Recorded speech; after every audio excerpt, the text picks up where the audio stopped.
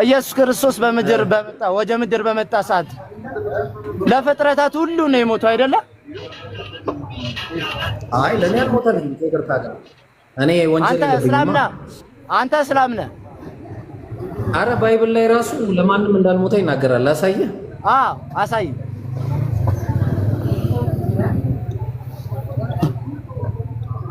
እሺ ሕዝቅኤል 18 እግዚአብሔር ምን ይላል መሰለህ መጽሐፍ ላይ ሲናገር እናንተ ግን ልጅ አባቱን ኃጢአት ስለምን አይሸከምም ትላላችሁ አለ። በደንብ አዳምጠኝ። ልጅ ፍርድንና ቅን ነገር ባደረገ ትእዛዝ እስኪ ከእንደገና ጀምር። ይቀጥል። አዎ ቀጥይ። እናንተ ግን ልጅ አባቱን ኃጢአት ስለምን አይሸከምም ትላላችሁ? ልጅ ፍርድንና ቅንን ባደረገ ጊዜ ትእዛዜን ሁሉ በጠበቀና ባደረገ ጊዜ ፈጽሞ በሕይወት ይኖራል አለ። እሺ ኃጢአት የምትሰራ ነፍስ እሷ ትሞታለች። ኦኬ ልጅ የአባቱን ኃጢአት አይሸከምም። እኛ ልጆች ነን። አዳም አባታችን ነው። የአባታችን የአዳምን ኃጢአት አንሸከምም። አባት የልጁን ኃጢአት አይሸከምም። አየው የጻድቁ ጽድቅ በራሱ ላይ ይሆናል፣ የኃጢአተኛውም ኃጢአት በራሱ ላይ ይሆናል። ኃጢአተኛውም ካደረጋት ኃጢአት ሁሉ ቢመለስ ትእዛዝንም ሁሉ ቢጠብቅ ፍርድንና ቅንንም ነገር ቢያደርግ ፈጽሞ በሕይወትና ይኖራል እንጂ አይሞትም። ስለዚህ እኔ የአዳምን ኃጢአት ካልተሸከምኩ አዳም የኔን ኃጢአት ካልተሸከመ ለኔ ብሎ የሚመጣና የሚሞትልኝ ማንም የለም ማለት ነው። እሺ የአንቺ ሃይማኖት ምንድነው? ንገረኝ። ሃይማኖት ምንድነው? አንተ ሙስሊም ነኝ እንደምትለኝ አንተ ሙስሊም ነህ አይደለ? አባቴ ግን አሁን እያነበብክልኝ ያለው ምን መጽሐፍን ነው? ብሉይ ኪዳንን ነው አዲስ ኪዳንን ነው? አይ ብሉይ ኪዳን ቢሆን የእግዚአብሔር ሕግ አይለወጥም።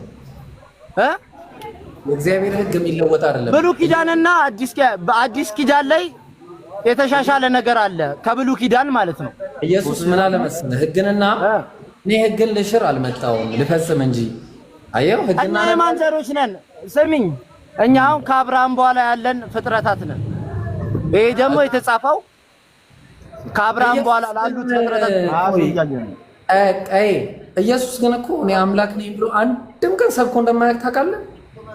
አምላክ ነኝ አይደለም፣ የአምላክ ልጅ ነው ኢየሱስ ክርስቶስ እንጂ የእግዚአብሔር ልጅ ነው፣ ወልድ ነው እንጂ አምላክ አይደለም። ስለዚህ አምላክ አይደለም ግን ይመለካል። ፈጣሪ ነው አይደለም እኮ እያለ ነው መጽሐፉ። አይደለም አምላክ አለው እኮ ኢየሱስ ታውቃለህ? ኢየሱስ አምላክ አለው በመጽሐፉ መሰረት። ላሳየሽ። አምላክ ሳይሆን አባት ነው ያለው። ላሳየሽ። ተዘጋጅተህ ነው የመጣው? ሁለተኛ ቆሮንቶስ ምዕራፍ 1 ቁጥር 2 ላይ የርህራሄ አባት የመጽናናት ሁሉ አምላክ የሆነ የጌታችን የኢየሱስ ክርስቶስ አምላክ ነው። የኢየሱስ ክርስቶስ አምላክ አንድ በል። ሁለተኛ ልጨምርልህ። ዮሐንስ ወንጌል ምዕራፍ 20 ቁጥር 17 ገና ወደ አባቴ አላረኩም አለ ኢየሱስ። ነገር ግን ወደ ወንድሞቼ ሄደሽ እኔ ወደ አባቴና ወደ አባታችሁ የእናንተ አባት የኔ አባት ነው አለ። ወደ አምላኬና ወደ አምላካችሁ የእናንተ አምላክ የኔ አምላክ ነው። አየህ አደርጋለሁ ብለሽ ንገሪያችን። ስለዚህ ኢየሱስ አምላኩም አባቱም የነሱ አምላክ የነሱ አባት ነው። ምን ትላለህ? አሁን እኔ ኢያሱ ነው ስሜ። ስሚኝ አንድ ነገር ደግሞ ልንገርሽ። ማን ነው ስምህ? ኢያሱ። በነገራችን ላይ ኢያሱ የሚለው ስም የሽዋ ነው በዕብራይስጥኛው። የሽዋ ማለት ደግሞ ኢየሱስ ማለት ነው። ሆን ብለው ነው የለወጡት። ይሄንንም ላሳይ። ይሄንንም ጉድ ማየት ትፈልጋለህ? ኧረ እስኪ አሳየን አንዴ። እሺ ይመች። እሺ አንተ በጣም ያነባል እኮ የራሱ እንደዚህ አካል ግን በጣም ጥሩ እኮ ታብታብ እያደረጋችሁ 35 ሰው አለ። ታብታብ እያደረጋችሁ ለምሳሌ አንድ ላይ ምን ይሆናል?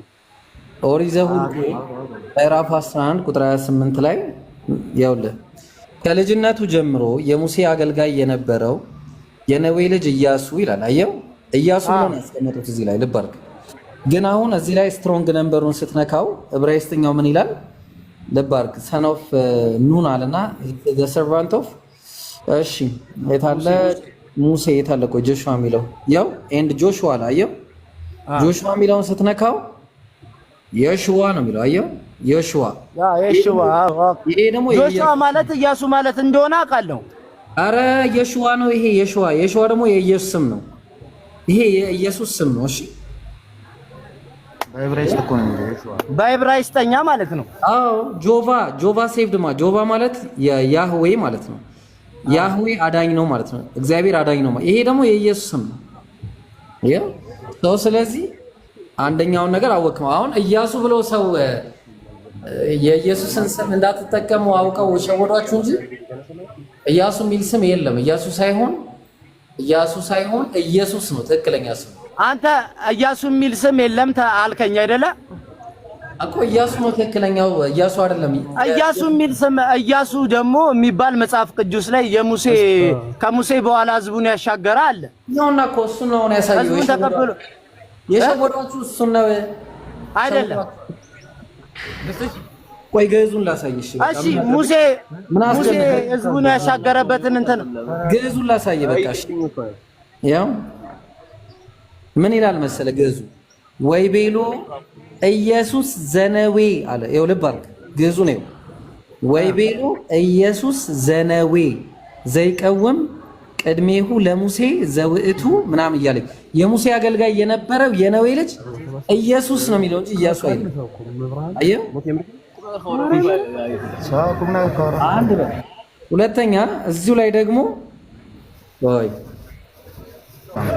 ሌላ አሁን ይሄንን ካየህ እንግዲህ አንድ እና በመጀመሪያ ቅድም ወዳየነው ነገር ከመመለሴ በፊት አምላክ ከአንድ አምላክ ውጭ አለ ብለህ ታምናለህ? ቀይ አምላክማ አንድ ነው። እኔ አንድ አምላክ እንዳለ አምናለሁ። አንድም ሶስትም ነው ብለህ ታምናለህ? እሺ አንድም ሶስትም ነው ብዬ አምላክማስ አንድ ነው። አንድም ሶስትም ነው ብለህ ታምናለህ? በአብ በወልድ በመንፈስ እኔ እንደዚህ በገስ አልመልስልህም። ይኸውልህ በነገራችን ላይ ባይብል ላይ አብ ወልድ መንፈስ ቅዱስ አንድ አምላክ የሚል አንድ ጥቅስ የለም። ለኔ አብም ወልድም መንፈስ ቅዱስም አንድ ናቸው። የለም እንደዚህ የሚል ነገር ባይብል ላይ። እኔ ዛሬ ለክርስቲያኖች ሁሉ ቻሌንጅ አቀርባለሁ። ይሄንን ጥቅስ የሚያመጣልኝ ካለ ና ቄስ አቡና እስቲ ያምጣልን። ቄስ አቡ ነይ አንድ ከኛ ትንሽ የተሻለ ደግሞ ላቅርብልህ። እሺ ና በል አቡ ሄደ ተሽኮረመመ። ይኸው ለእናንተ ብቻ አይደለም እኔ ጋር 382 ሰው አለ ይስማ። አብ ወልድ መንፈስ ቅዱስ አንድ ናቸው የሚል አብ ወልድ መንፈስ ቅዱስ አንድ አምላክ የሚል ባይብል ላይ ያመጣልኝ አንድ ሰው 1 ሚሊዮን ብር እቀጣለሁ። 1 ሚሊዮን ብር እቀጣለሁ። ወላሂ በአላህ ስም ነው የምናገረው።